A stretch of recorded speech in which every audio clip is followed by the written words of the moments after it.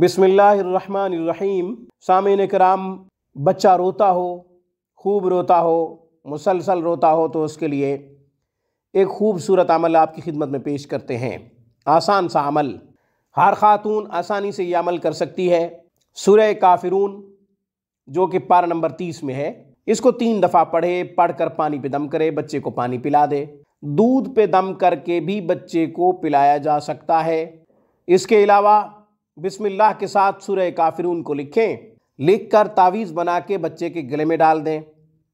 इंशाअल्लाह बच्चा खेलेगा, बातें करेगा, और अगर वो बातें करने की उम्र को पहुंच गया है तो, वरना खेलेगा, रोना बंद कर देगा।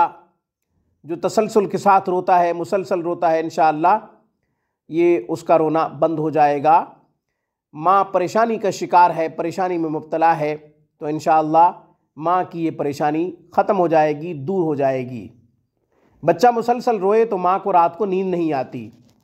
न सिर्फ माँ को नींद नहीं आती बल्कि घर के तमाम अफराद परेशान रहते हैं।